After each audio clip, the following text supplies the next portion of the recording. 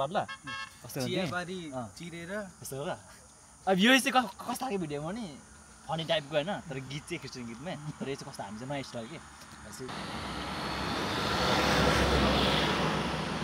Speaker छैन speaker छैन उता पढाउनु गएको त्यही त तिमी पनि बाहिर गएको रहेछौ केसँग हुनुभयो ए डेभिड दाइसँग क्या डेभिड भन्नेसँग आएको एकजना को डेभिड डेभिड भनेको एकजना मेरो साथी हो डेभिड के भन्नु त राई हो तिमी चिन्दैन ल दाइ चाहिँ एनर्जी ड्रिङ्क किन्न जानु हुँदैछ हामी चाहिँ यता अटोभित्र सिमस सिमस कस्तो भयो एकदम रमाइलो भयो हामी चाहिँ आज चिया बगानमा गएर दमकको लागि प्रार्थना गरेर आएको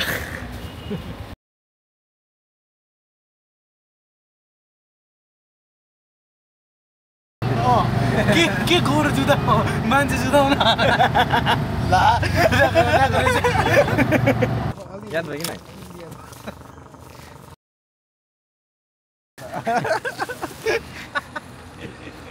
भन्दिनँ है त न होइन कस्तो नपत्याउँदै हामीहरू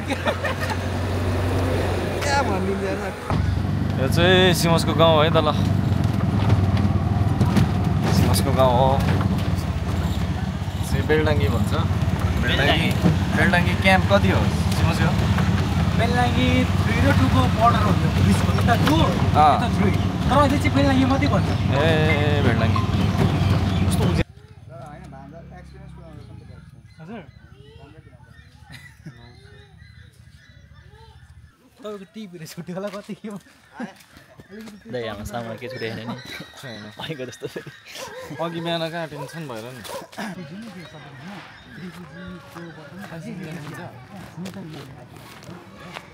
हामी पुरा क्याम्पमा पुरा मिहिनेत गरेको धुलोहरू खाँदै होइन यहाँ त वाल हालेछ है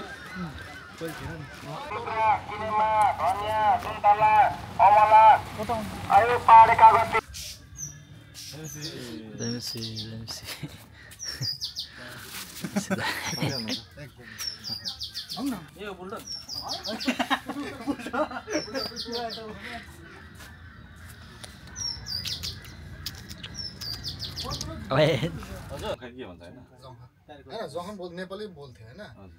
तर पहिला हामी बेसीलाई इङ्ग्लिस चाहिँ अब साथीहरूसँग जङ्कै बोल्नु कारणले गर्दा नेपाली चाहिँ बोल्छ तर यताको नेपाली चाहिँ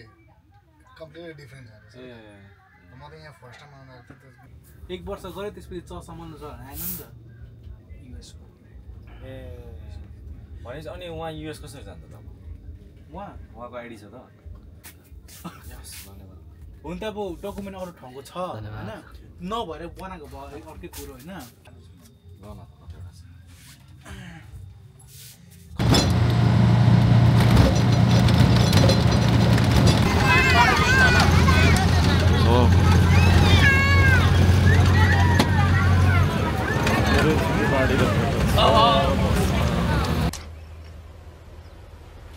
Wait a minute.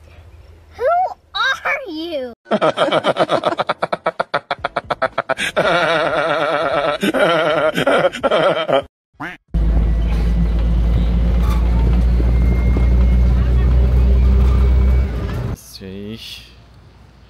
अहिले 8 बज्न लाग्यो 7:40 भयो हामी दुधे आइपुग्यो दुधे चोक भर्खरै गाडी भाडा तिर्ने पैसा नभएर सिद्धेर अनलाइन धन्न अनलाइन रहेछ त्यो बसमा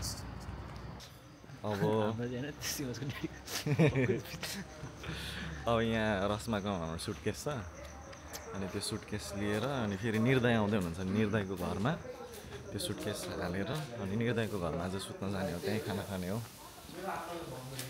अनि रस्माको घर आइपुग्यो अब सामान झार्नुपर्छ अनि सामान झारेर अटोमा हालेर ल अब चाहिँ हामी हाम्रो पालमा त गएको छैन होला छैन नि दाइ निर्दयकोमा जाँदैछौँ अहिले हामी जानु नि कहिले कहिले त यसो ल अहिले 8:13 भयो हामी निर्दयको घर आइपुगेको छौँ निर्दय जेमसी भाउजू जेमसी हामी आज कामले गर्दा व्यस्त भएर ल निर्दयको चर्चमा आइपुगेको छु हामी निर्दयले यस्तो बेड मिलाएर राखिदिनु भएको रहेछ ल आजको हाम्रो सुत्ता यहीँ हुन्छ म त कस्तो निन्द्रा लागिसक्यो निर्दय के छ एकदम ठिक छ भाइको नाम चाहिँ के हो मेरो रुबेन रुबेन यहीँ चर्चको हो तपाईँको फ्यान ए हो र ओहो ल त्यसो भए त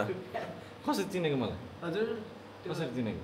तपाईँ टिकटकमा देखिरहेको थियो ए के गरेको देखेँ म हजुर त्यहाँ पदहरू बढ्छ भने ए ल ठिक छ के हो नाम रुबेन ल हामी त आएर हेरेर बसेको निर्दयकोमा आइसकेको छौँ है त हामी निर्दय र हाम्रो चिन्जान भएको कति वर्ष भयो दाइ भयो नि थुप्रै वर्ष झापा आउँदाखेरि जहिले म यहाँ दाइकोमा आएर बसिरहेको हुन्छु भाइले खाना लिएर आइदिएको छ धन्यवाद भाइलाई ल आजको हाम्रो खाना के को मासु हो दाइ यो त ठुलो खसी ठुलो खसी सफल अब एकैचोटिमा भोक मेटिन्छ है मिठो हुन्छ हौ निर्दयकोमा साँच्चै मिठो हुन्छ खाना यहाँ ल निर्दय प्रार्थना गर्नु त ल परमेश्वर बुवा हामी तपाईँलाई हृदयदेखि धन्यवाद चढाउँदछौँ त्यसपछि हुन्छ र 12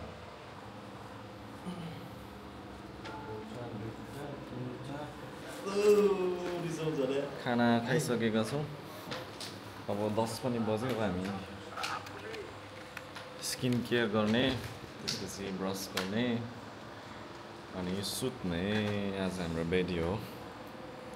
यहाँ गर्मी नै छ ठिक्क छ शीतल छ अब अहिले अब अघि भर्खर किनेर ल्याएको सेन्सोडाइन ब्रस त्यसपछि स्किन केयर गर्नुपर्ने हुन्छ स्किन केयरमा चाहिँ छ सिन्टेला